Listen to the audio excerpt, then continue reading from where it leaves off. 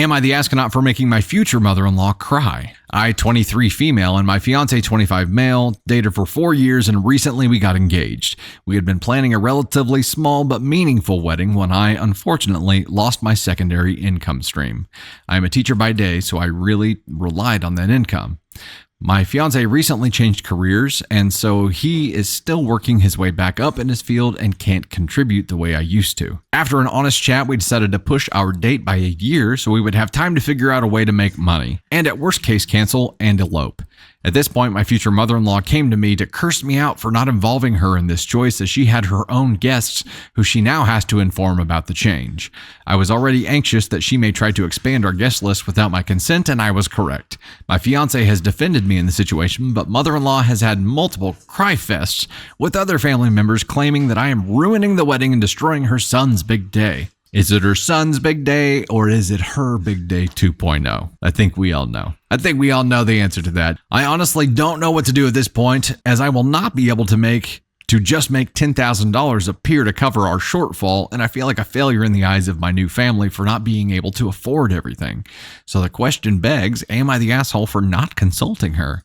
Update, thank you all for your kindness and support. The reason I have a second income is due to my very expensive medical bills. I have had issues with my health since I was young, and most recently I've been going through chemo for breast cancer. When I mentioned to her that it was my chemo or the wedding, she suggested we just pause my treatment and pay for the wedding. What? Wait, what? I think you should pause your cancer treatments for the wedding. You don't want the cost to interfere with the big day for my boy.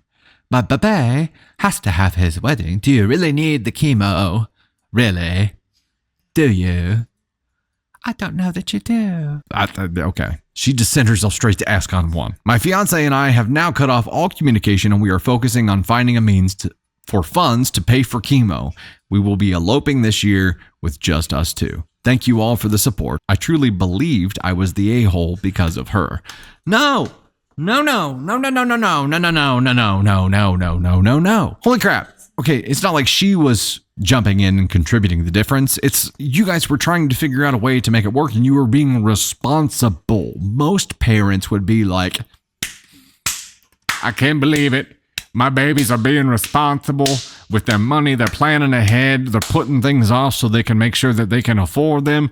But hell no. Mother-in-law in this case is like, I'm going to look so dumb to my friends because I'm going to have to go back and tell them that the party's moving, if not canceled, because his fiance can't afford it. She has to pay for her gosh heckin' chemo. What a see you next Tuesday. Straight to ASCON 1 with her.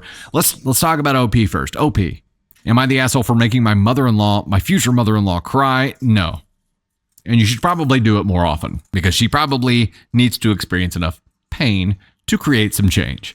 She's got a whacked out worldview right now where she's prioritizing her son's big day over your cancer treatment. That tells you everything you need to know about this woman, but we'll go ahead and make it official and send her straight to ASCON 1.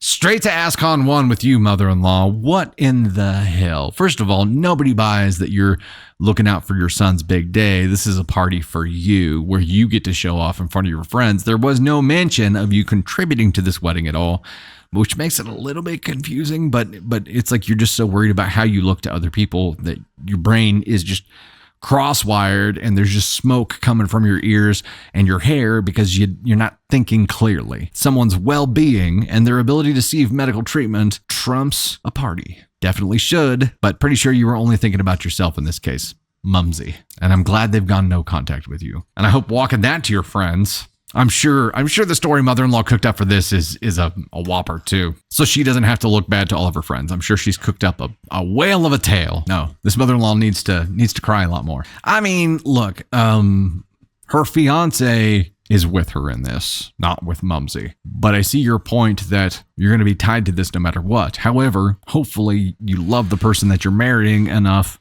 to overcome that. Right. And as long as he stays no contact and if they got married and immediately he was like, oh, my mom's back in our lives. We're married. What are you going to do? That would be a really shitty situation. It's a possibility, but she's got to trust him there.